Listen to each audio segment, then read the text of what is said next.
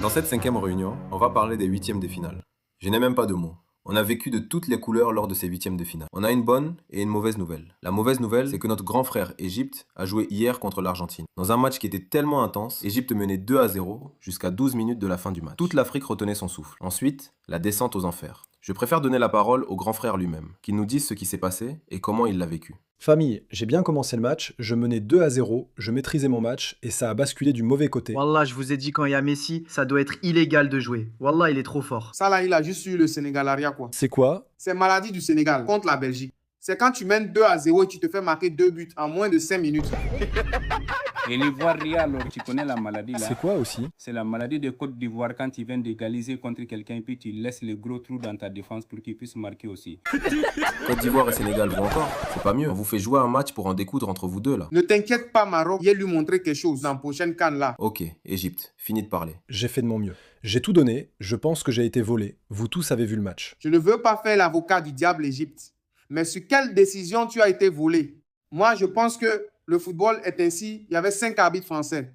C'est vrai que moi, j'ai gagné la France. Mais je crois que la France déteste assez l'Argentine et ne peut pas les avantager dans un tel match. Il faut qu'on reste digne et fair play. Égypte, grand frère, tu as fait de ton mieux. Toute l'Afrique est fière de toi. Tu nous as fait rêver. Merci pour tout. Tu peux être fier de toi. Applaudissez.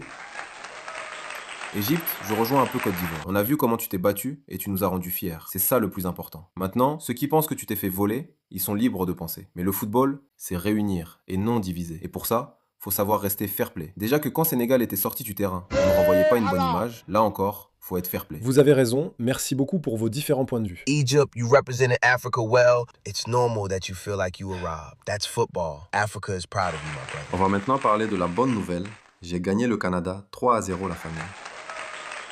Et je suis donc qualifié pour les quarts de finale. Qual a sensação de poder eliminar país anfitrião? Ah, ça fait plaisir. Un plaisir que le Sénégal pouvait connaître avant qu'il ne vandalise seul son match, alors qu'il aurait éliminé les États-Unis au tour suivant. La famille, et devinez contre qui je joue en quart de finale. La France. Ah, mais c'est mon petit lui là. Tu sais quoi, ne fait aucune stratégie. Quand un joueur français t'approche, dis juste Côte d'Ivoire, ils vont te laisser marquer. Eux, ils me connaissent haï. Petit match amical, ils t'ont laissé gagner là, on ne respire plus. Je te rappelle que moi je les ai gagnés avant toi en Coupe du Monde. Donc je suis plus apte à conseiller Maroc. Maroc ne l'écoute pas des jeux Sénégal 2002, ils vont te laisser marquer. Y'a lui là. Pourquoi tu précises 2002? Tu les as affrontés dans la Coupe du Monde ça là, non? Bon famille, c'était tout pour cette réunion. Je vais tout donner pour passer. Il ne reste qu'un seul représentant et je vais tout faire pour aller encore en demi comme en 2022. Et plus encore pour cette famille et pour le football africain. Merci la famille. À la prochaine réunion.